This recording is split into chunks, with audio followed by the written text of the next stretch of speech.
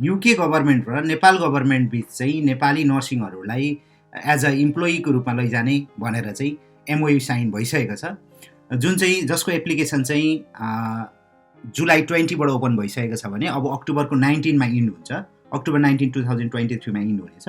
र यसको लागि चाहिँ जम्मा 10,000 जना चाहिँ नर्सहरू लैजाने भनेको मध्ये यो पाइलट प्रोग्रामको रूपमा चाहिँ फर्स्ट लटमा तपाईँलाई 100 नेपाली नर्सिङहरू चाहिँ युकेसम्म लैजाने कुरा भइसकेको छ र यो एप्रुभ भइसकेको छ। यो प्रोग्राम चाहिँ गभर्मेन्ट टु गभर्मेन्ट यानि कि G2G प्रोग्राम हो। यसको लागि चाहिँ तपाईँहरूलाई इलिजिबिलिटी र यसको रिक्वायरमेन्टहरू के छ, तपाईँहरू कस्तो वर्क एक्सपिरियन्स चाहिन्छ र कुन स्ट्रक्चरमा चाहिँ नेपाल गभर्मेन्टले युके गभर्मेन्टसँग एमओयू साइन गरेको छ त। अब यो पाइलट प्रोग्रामको रिक्रुटमेन्ट प्रोसेसको बारेमा तपाईँलाई थोरै एक्सप्लेन गर्न गइरहेको छु। यहाँ चाहिँ गभर्मेन्टले अलरेडी एउटा एडभर्टिजमेन्ट अथवा नोटिस पनि जारी गरिसकेको छ। यो पब्लिस भएको 21 जुलाईमा हो र यहाँनिर हेर्ने हो भने चाहिँ नर्सिङ 100 जना भनेको छ र यसको मिनिमम बेसिक स्यालेरी भनेको 2367 छ।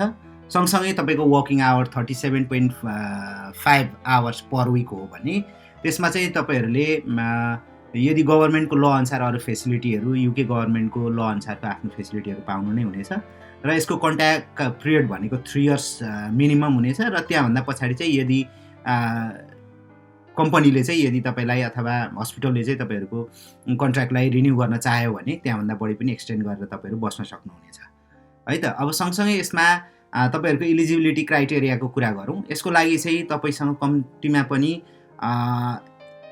एकाडेमिक कुरा गर्दाखेरि चाहिँ स्टाफ नर्स, ब्याचलर्स बिएन अथवा बिएससी नर्सिङ गर्नुभएको छ भने पनि हुन्छ र मास्टर डिग्री गर्नुभएको छ भने त अझै राम्रो भइहाल्यो। र त्यो सँगसँगै नेपालको नर्सिङ काउन्सिलको इक्जाम पास गरेको हुनुपर्छ अथवा लाइसेन्स होल्ड गरेको हुनुपर्छ र 2 वर्ष त्यो रजिस्टर्ड हस्पिटल अथवा नेपाल गभर्मेन्टले अथराइज गरेको जति पनि हस्पिटलहरू छ त्यहाँनिर चाहिँ काम गरेको एटलिस्ट 2 इयर्स काम गरेको हुनुपर्ने भनेर यहाँनिर लेखेको छ। सँगसँगै तपाईँहरूको इङ्ग्लिस प्रोफिसियन्सी पनि राम्रो हुनुपर्ने हुन्छ, जसको लागि चाहिँ आइएलटिएस यदि गर्नुभएको छ भने ओभरअल तपाईँको 7 र मिनिमम 6.5 राइटिङमा चाहिँ हुनुपर्ने हुन्छ, त्यहाँभन्दा मुनि भयो भने भएन। ओभरअल तपाईँको 7 र ओइटी गर्नुभएको छ भने ग्रेड बी, त्यसमा पनि C+ राइटिङ सेक्सनमा हुनुपर्नेछ। यो चाहिँ मिनिमम तपाईँहरूको रिक्वायरमेन्ट हो। अब कुरा गरौँ एप्लिकेसन प्रोसिडियरको। अब त्यसको लागि चाहिँ तपाईँहरूले ferms.dofe.gov.np/ukhealth भनेर हान्नुभयो भने यहाँनिर स्क्रिनमा पनि देख्न सक्नुहुन्छ। यो वेबसाइट म तपाईँलाई डिस्क्रिप्सनमा पनि राखिदिनेछु, त्यहाँ गएर क्लिक गर्नु होला। यो वेबसाइटमा गइसकेपछि यो गभर्मेन्ट र नेपालको गभर्मेन्ट र युके गभर्मेन्टको कमन वेबसाइट हो। यहाँनिर चाहिँ अलरेडी तपाईँको G2G प्रोग्राम भएको कारणले गर्दाखेरि नेपालको डिपार्टमेन्ट अफ फरेन इम्प्लोइमेन्ट र अर्को भनेको युकेको department of health and social care DHSCS को चाहिँ डाइरेक्ट रिक्रुटमेन्ट प्रोसेस हो। त्यसको लागि चाहिँ केही इन्क्वायरीहरू छ भने यहाँनिर मेल पनि गर्न सक्नुहुन्छ। यहाँनिर तपाईँहरूलाई मेन्सन गरिदिएको छ uknursing@dofe.gov.np मा क्लिक गर्नुभयो भने यसको प्रोसिडियरहरू थाहा पाउनुहुन्छ। अलरेडी मैले भनिसकिहालेँ जुलाई 21बाट एप्लिकेसन ओपन भएको हो र यसको क्लोज भनेको 19 अक्टोबरमा हुन्छ होइन।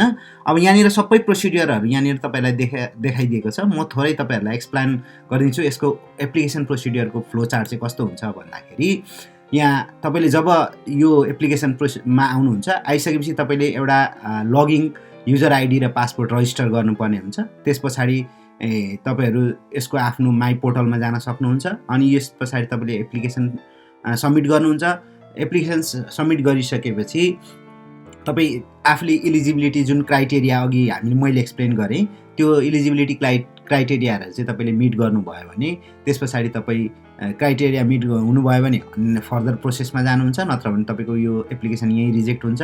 त्यसको लागि चाहिँ अब इन्टरभ्यूको लागि इन्भिटेसन हुन्छ यदि तपाईँहरू सेलेक्सन हुनुभयो भने, अनि त्यस पछाडि इन्टरभ्यू हुन्छ। इन्टरभ्यूमा तपाईँ पास हुनुभयो भने नेक्स्ट प्रोसेसमा जानुहुन्छ, इन्टरभ्यूमा फेल हुनुभयो भने तपाईँको एप्लिकेसन फेरि क्यान्सल हुन्छ। अब नेक्स्ट प्रोसेसमा जाँदाखेरि यदि तपाईँ सेलेक्ट हुनुभयो भने तपाईँले यो जुन साइन गर्नुपर्ने हुन्छ, त्यसमा चाहिँ तपाईँहरूले युकेको एउटा CBT टेस्ट दिनुपर्ने हुन्छ। त्यो पास भइसकेपछि तपाईँको एप्लिकेसन युके को भिजाको एप्लिकेसन गर्नुभन्दा अगाडि नै यो सिबिटी इक्जाम दिनुपर्ने हुन्छ। त्यो पास गर्नुभयो भने चाहिँ त्यस पछाडि युके को भिजा एप्लिकेसन गर्न सक्नुहुन्छ। त्यस पछाडि तपाईँहरूले आफ्नो पेमेन्टहरू गर्नुपर्ने, प्लेस अफ रिपोर्टहरू अनि तपाईँको रिजल्ट चाहिँ त्यस पछाडि आउनेछ। र यसरी चाहिँ प्लेसमेन्टको कुरा चाहिँ एनएचएस हस्पिटलमा चाहिँ तपाईँहरूको यो 100 जना जुन छ यो पाइलट प्रोग्राममा लाने भनेको यो एनएचएस हस्पिटलले लैजाने हो। त्यसैले गर्दाखेरि यो फुल प्रोसेस चाहिँ यसरी हुन्छ।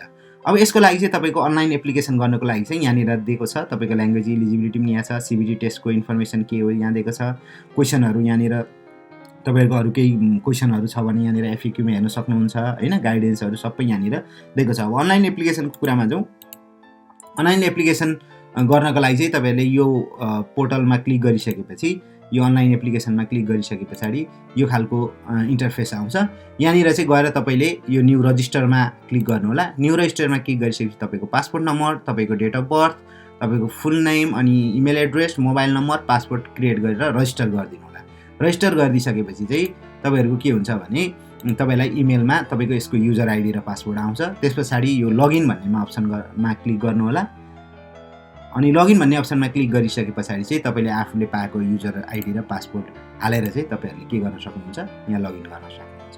ल लगइन गरिसके पछाडि तपाईँहरूको एप्लिकेसनमा मागेको डकुमेन्ट्सहरू सबै अपलोड गर्ने यहाँनिर आउँछ। पछाडि चाहिँ तपाईँहरूले आफ्नो डकुमेन्ट्सहरू अपलोड गर्नु होला।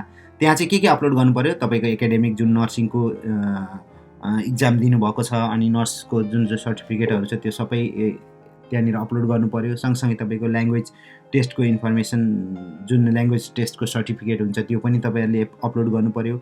अनि त्यस पछाडि चाहिँ तपाईँको एप्लिकेसन सबमिट हुन्छ। त्यस पछाडि तपाईँहरूलाई यो सेकेन्ड स्टेजमा जानुहुन्छ। सेकेन्ड स्टेजमा चाहिँ तपाईँहरू यदि इलिजिबल हुनु भने इन्टरभ्यूको लागि इन्भिटेसन पाउनुहुन्छ है त।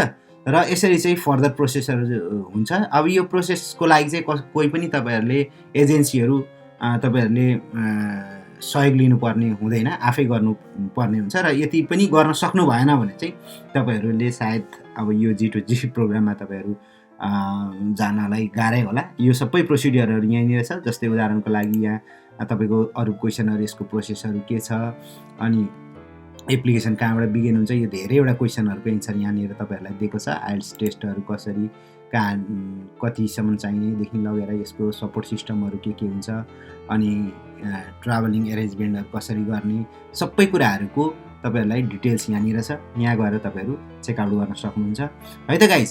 ल फुल प्रोसेस यही नै हो। तपाईँहरू यदि नर्सिङ पेसामा हुनुहुन्छ र फरेन राम्रो इम्प्लोइमेन्टको खोजीमा हुनुहुन्छ भने यो G2G प्रोग्राम तपाईँहरूको लागि एउटा अपर्च्युनिटी हुनसक्छ। त्यसको लागि एप्लिकेसन गर्नुहोला। तपाईँहरूलाई अग्रिम शुभकामना है त guys. Bye bye, thank you, see you on next video.